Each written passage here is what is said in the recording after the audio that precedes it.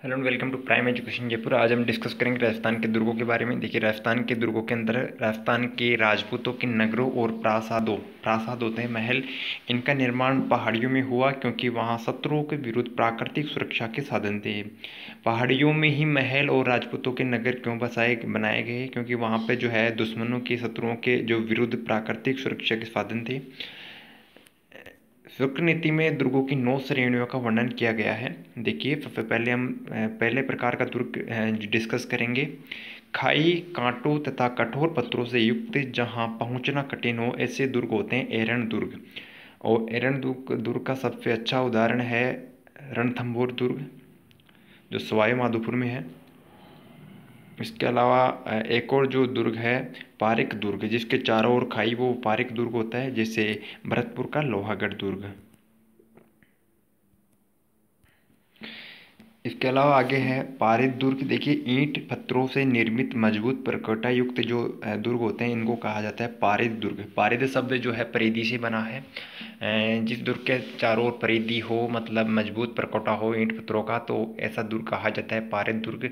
और पारिद दुर्ग का उदाहरण है चित्तौड़गढ़ दुर्ग, क्योंकि चित्तौड़गढ़ दुर्ग के चारों ओर जो है प्रकोटा, मजबूत प्रकोटा बना हुआ है, वो भी ईंट और पत्थरों से निर्मित प्रकोटा है।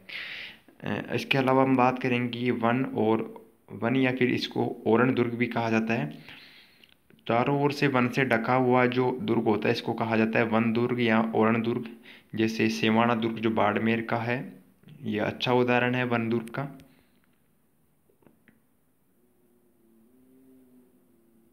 इसके आगे हम बात करेंगे धानवन दुर्ग। देखिए, धानवन दुर्ग जो है ऐसा दुर्ग है जो चारों ओर रेत के ऊंचे टीलों से घिरा हुआ हो या फिर मरुस्थल से घिरा हुआ हो, तो ऐसा दुर्ग होता है धानवन दुर्ग। और धानवन दुर्ग का सबसे अच्छा उदाहरण जैसलमेर का किला है, या फिर इसी का नाम है सोनारगढ़ किला। इसके अलावा एक दुर्ग है जल या ओदक दुर्ग। इसी को ओदक दुर्ग का नाम है, नाम ही जो है जल दुर्ग है। पानी से घिरा हुआ जो दुर्ग है, पानी से घिरा हुआ जो दुर्ग होता है, वो होता है जल दुर्ग। और जल दुर्ग का सबसे अच्छा उदाहरण राजस्थान के संदर्भ में है गागरोन का दुर्ग। झालावाड़ जिले में स्थित है गागरोन दुर्ग। एक दुर्ग है गिरि दुर्ग। गिरि का मतलब भी पहाड़ या पर्वत होता है। एकांत में पहाड़ी पर हो और जल संचय प्रबंधन हो, जैसे दुर्ग कुंभलगढ़ का दुर्ग जो है गिरि दुर्ग है।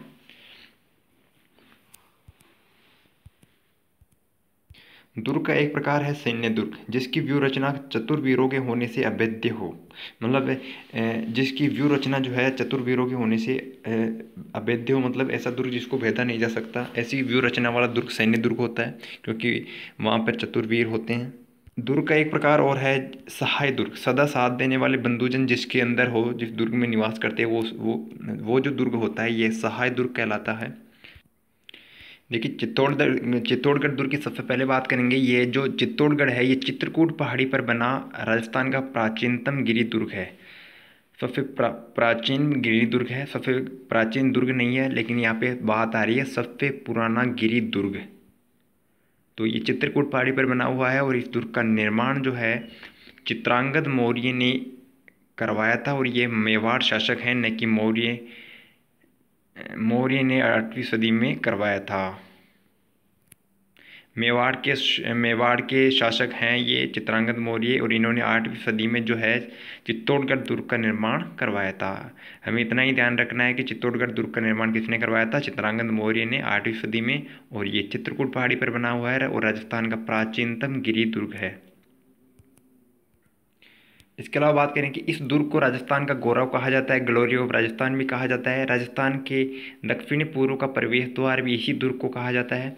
और दुर्गों का सिरमौर, सिरमौर होता है मुकुट, दुर्गों का सिरमौर भी इसी चित्तौड़गढ़ दुर्ग को कहा जाता है। इसके क्या क्या उपनाम है? राजस्थान का गौरव, राजस्थान के दक्षिण पूर्व का प्रवेश द्वार, दुर्गों का सिरमौर, और इसी को कहा जाता है राजस्थान का पहला लिविंग फोर्ट या सबसे बड़ा लिविंग फोर्ट। इस किले के बारे में कहा जाता है कि गढ़ तो चित्तौड़गढ़, बाकी सब गढ़ैया।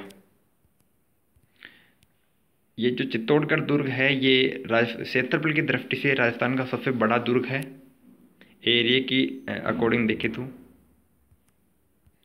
अब बात करेंगे चित्तौड़गढ़ दुर्ग के प्रमुख दर्शनीय स्थलों की, तो सबसे पहले आता है विजय स्तंभ या कीर्ति स्तंभ प्रशस्ति। देखिए, जो विजय स्तंभ या कीर्ति स्तंभ पर स्थित है, मेवाड़ के महाराणा कुंभा ने मालवा के सुल्तान महमूद खिलजी पर अपनी विजय के उपलक्ष्य में 1439-40 में भगवान विष्णु के निमित्त विजय स्तंभ का निर्माण करवाया था। सबसे पहला क्वेश्चन है कि किस जीत के उपलक्ष्य में महाराणा कुंभा ने मालवा के सुल्तान महमूद खिलजी को हराया था, और इसी जीत के उपलक्ष्य में जो भगवान विष्णु के निमित्त विजय स्तंभ का निर्माण करवाया था। कब करवाया था? 1439-40 में। और ये जो युद्ध हुआ था 1439-40 में हुआ था महाराणा कुंभा मेवाड़ के और मालवा के सुल्तान महमूद खिलजी। इसके अलावा हम बात करें कि सारंगपुर का युद्ध 1437 ईस्वी में, इसे विष्णु स्तंभ भी कहा जाता है, और यह जो है स्तंभ 9 मंजिला तथा 120 फीट ऊंचा है। इस स्तंभ के चारों ओर हिंदू देवी देवताओं की जो है, देखिए सबसे पहले सारंगपुर का युद्ध कब हुआ था? 1437 ईस्वी में, और इसे विष्णु स्तंभ भी कहा जाता है। किसको? विजय स्तंभ को। और ये विजय स्तंभ जो है 9 मंजिला तथा 120 फीट ऊंचा है। कितने मंजिल है इसके अंदर? 9 मंजिल है, और ये 120 फीट ऊंचा है।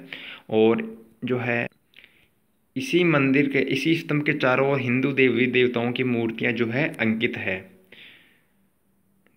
कौन कौन सी बातें हमने डिस्कस की? देखिए, मालवा के जो महमूद खिलजी है, इनको हरा कर 1439-40 में इस स्तंभ का निर्माण जो है विष्णु के निमित्त करवाया था मेवाड़ के महाराणा कुंभा ने, और इसे विष्णु स्तंभ भी कहा जाता है। और ये 9 मंजिला इमारत है, 9 मंजिला स्तंभ है, और 120 फुट ऊंचा है। और इसी स्तंभ के चारों ओर हिंदी देवी देवताओं की मूर्तियां क्या है? अंकित है।